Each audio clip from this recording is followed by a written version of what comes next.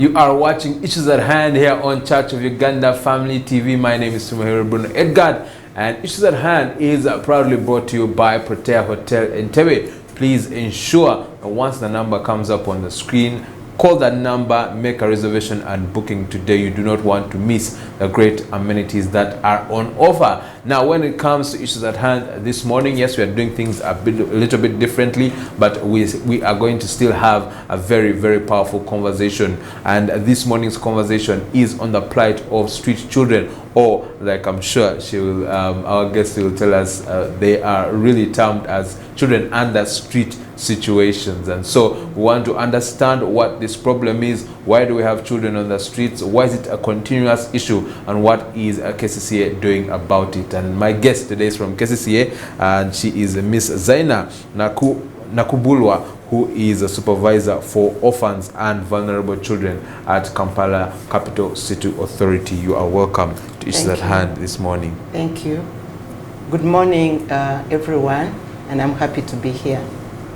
Thank you. All right, let's get right into the meat of the conversation. So, who are these street children or children under street situations? Where do they come from, and why is it that it has become a challenge to remove them off the streets? Thank you very much. I think I need to start by perhaps to define who a street child is. And a street child is any person below the age of 18 who has found the street or any unoccupied dwelling to be called a home without any adult supervision, without any care and protection.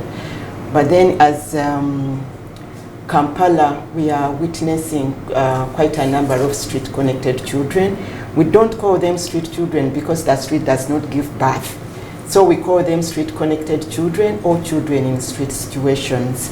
But in Kampala here, we have two categories, but most people think that there are only Karamajong children on the street because they are visible on the street.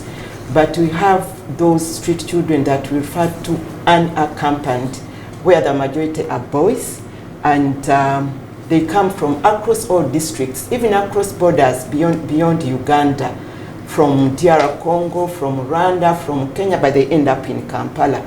So we have those two categories, and they are not visible on the streets during the day.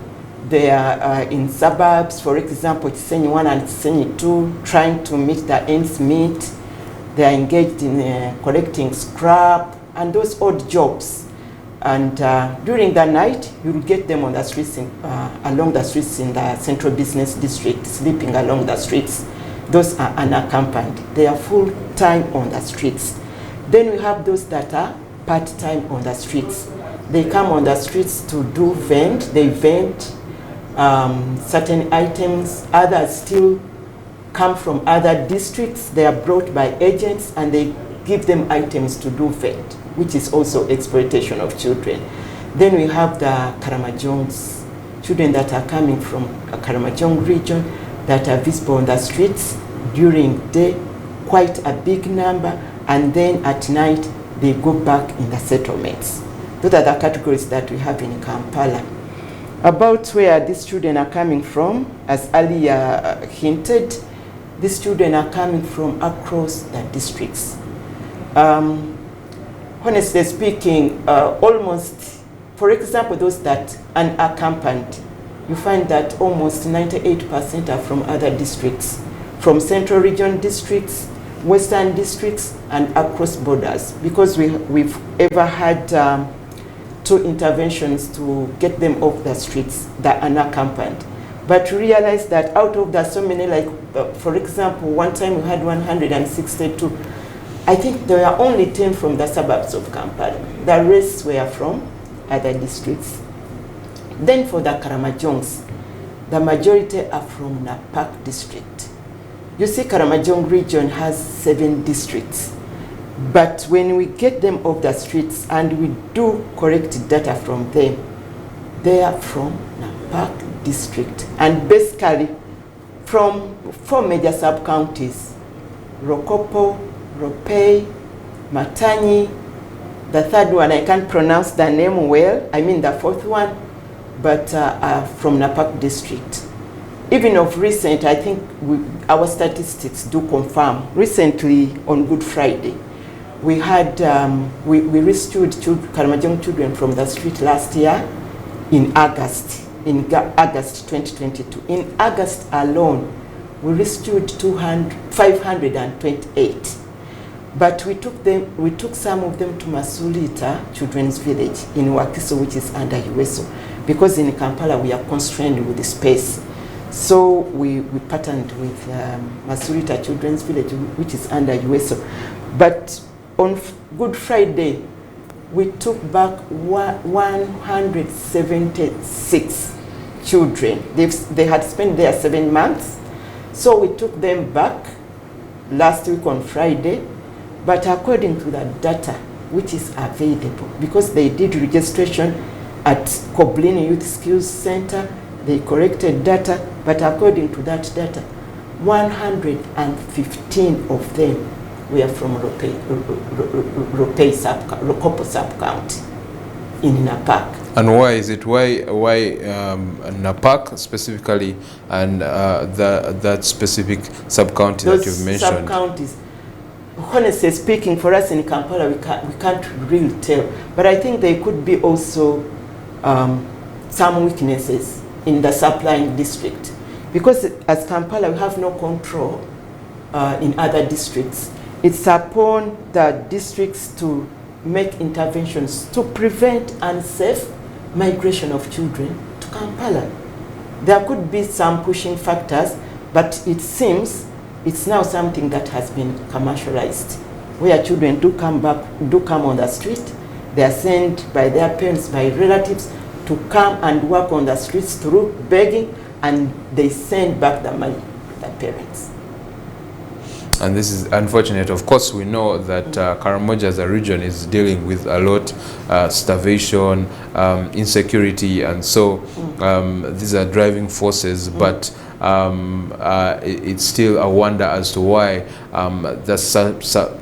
a specific region, specifically Napak, is the leader when it comes to channeling these street children to Kampala. Now, what you just mentioned that KCCA has tried a lot to get these children off the street and put them in rehabilitation centers, but it seems that with every one child that's removed from the street, 20 more are added. We keep seeing the numbers increasing, and in fact, we keep seeing that the coverage is even getting bigger, because back then it only used to be in the city centers, but we are now seeing them spread out to the suburbs of the city. Why is it that it's becoming a challenge for KCCA to manage these numbers?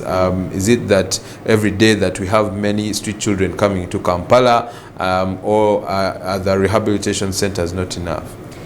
I think we need to appreciate the fact that as KCCA alone, we cannot manage alone the issue of children in street situations.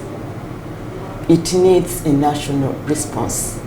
We've tried our best as KCCA, because the law, the existing pieces of legislation do mandate us. The Local Government Act mandates every local government, including KCCA, to take care of children that are found within your area of jurisdiction. So as KCCA, we cannot just look on, because the law mandates us. We have the KCCA Act, which is very rich, but we don't use it in isolation. We use it with other laws. So it's something that is so challenging.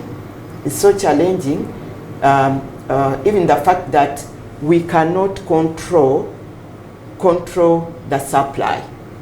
We can't control the supply. For us, the problem manifests itself here in Kampala. But we've tried. We also realized that we can't do it as Kampala alone. We needed Napak district on board, such that they support us in preventing unsafe migration of children. Because honestly speaking, we cannot have children on the street, and we are talking about smart city agenda. The smart city agenda, one of the pillars is people's well-being, including children. We cannot proudly sit and, and we just look on. We have to try our best. When we realized that KCCA we can't do it alone, we brought on board our colleagues from NAPAC. We've hosted them twice. We hosted them twice. We drew up strategies. Actually, even that day when we launched our child protection ordinance, they were present in the house. But I think they've tried to ensure that children do not come all the way from NAPAC to the streets. But when we had an engagement, they said NAPAC has quite a number of porous borders. So it's also challenging to them, as well as challenging to us, the host districts. And also the fact that there are cheap accommodations. For example, in Katwe, there is a home settlement for Karamojongs. For us, so can't KCCA as the local government, the governing body, do something about following up with those settlements so that it's made uncomfortable for these people who are bringing them into Kampala to find where to settle them? As KCCA, that's a very good idea, but we've done something. We did mapping that was done the last quarter of last year. We did mapping and we have data on all the settlements that are hosting street-connected children. And there are discussions that are going on how to handle the children, but in a safe way. And we are working closely with Minister of Gender, Labour and Social Development, and also with our partners that are making interventions related to street-connected children. Indeed. Now, something that you've spoken about is the Child Protection Ordinance. What is it exactly? How did it come about? And what does it entail when it comes to the plight of street children? Thank you very much. I need to mention that as KCCA, the KCCA Act under Section 8 mandates the council under the leadership of the Lord Mayor to make ordinances on unique areas. There are pieces of legislations that have a bearing on children. There are quite many, but there is that mandate. We realize the fact that there are some issues that are not coming out strongly in other pieces of legislations, and through consultations, the Authority Council deemed it fit to have to strengthen our internal mechanism by formulating a child protection ordinance. It was done in a consultative manner. Consultations were done across all the 5 divisions among the partners, and it was formulated through the required processes up to the Solicitor General, where it was approved, and the Lord Mayor assented to it, and it was launched last year, I think in July. It doesn't only provide for street children. It addresses quite a spectrum of issues of engaging children in harmful employment, issues of using children to sell alcohol and those other drug substances, and also selling those drug substances to children, issues of engaging children in activities of sexual nature, and also living on those kind of proceeds. It also has issues of renting or leasing or subleasing a room, a tent, or any other place to children for purposes of exploitation. But also on issues of street children, it discourages acts that encourages a child to be on the street. For example, giving them money while on the street, food items like clothing, because those kind of activities encourages a child to stay on the street. We've had some organizations, some individuals preparing food, and they give that, they come and distribute. And it appears that some of them are mobilizing money on behalf of the children in Uganda and on behalf of the children in Kampala.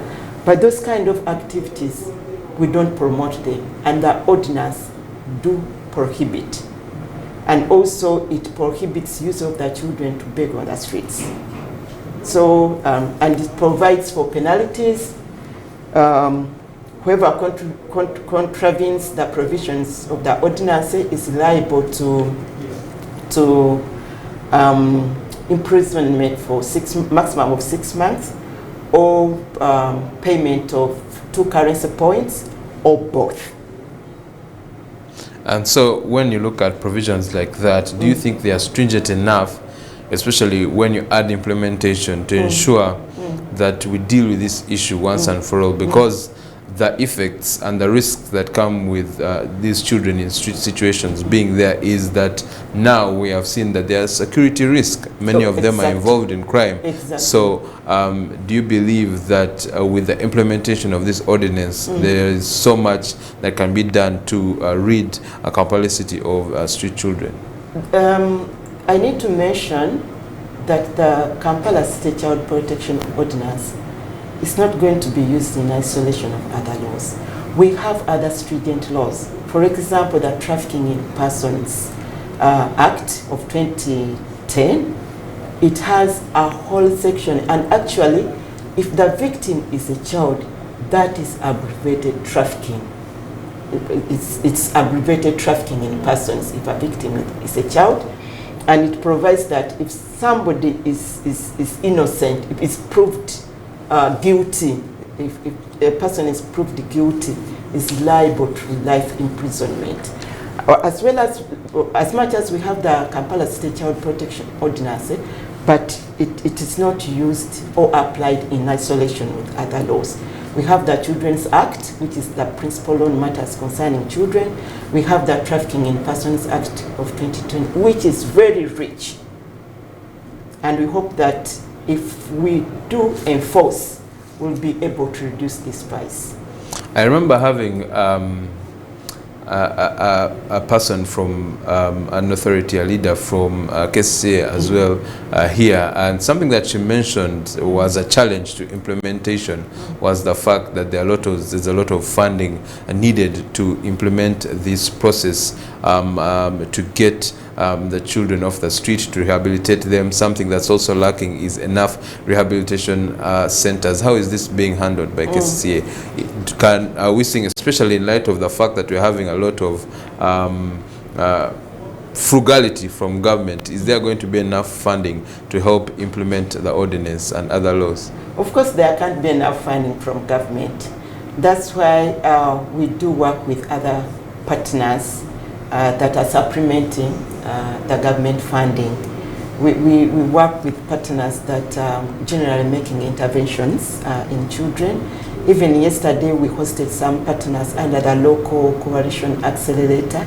It's a consortium of NGOs, and during our discussions, we try to interest them to support us, because we want partners to respond to the needs of Kampala, and we know better the needs of the city.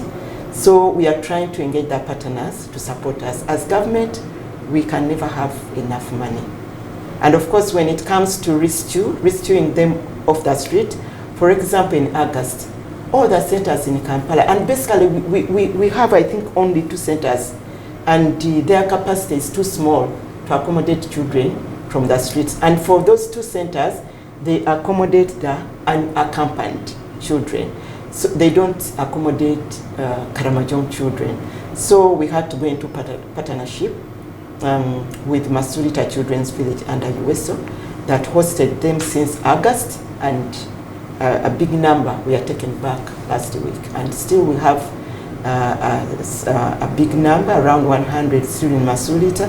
So we are going into more discussions such that, and we don't want to get them on the street and we put them in children's homes forever. No. As government, we are saying that the family and the community are the first line of response. We don't want children to be taken to children's homes forever. It's a transition back to their communities. Indeed, and we hope that will happen sufficiently enough so that these children can be under loving families where they can have a better life and they can get things like education, which they have a right to according to our laws in Uganda. Now, I understand last week there was the celebration of the International Day of Street Children, and the theme of the celebration was keeping the street connected and safe. What were your highlights from that commemoration, and how, what have we learned from that commemoration that can enable us keep the street connected and safe? I'll basically zero on that theme. As Kampala, we never celebrated that International Day, but I know in Jinja it was celebrated, and many partners participated. And the theme, having street children, street connected children safe, is quite, it was quite a rich theme, from the understanding that these are children. Children are innocent. Whether on the streets or not on the streets, we must ensure that they are safe. That's why we say we rescue street children from unsafe situations to safe situations. And my great learning from the theme basically is for us to try to see that the children are safe, not while on the streets, but get them from street situations and put them in places of safety for care and protection as they transit back in their families for better care and protection, and integrate them in their communities so that they can access education. Because, for example, we cannot have a generation that has been mentored that you can survive on street begging. No. I mean, that kind of generation won't be good for us as Uganda, not only for KCCA, but as Uganda in general. Indeed, and we pray that all stakeholders like KCCA and others, and us as well, because like you said, the ordinance has a provision where helping, feeding or giving money to a child under a street situation is punishable. And what that means is that those of us who are, well, we might be doing it with a good intention, with a good heart, but we are helping these criminals who bring them from the likes of Karamoja sub-region to continue to thrive. And so it's upon all of us as stakeholders to ensure that we see these children off the unsafe situations of the street and safely back into homes and loving families, which is very important. Thank you so much for coming to address this issue on Issues at Hand. I know it has been short, but we shall continue to have these discussions, and it is time for us to join the faithful at GAFCON in Kigali, Rwanda, as we find out what is being spoken about when it comes to this major conference here in East Africa.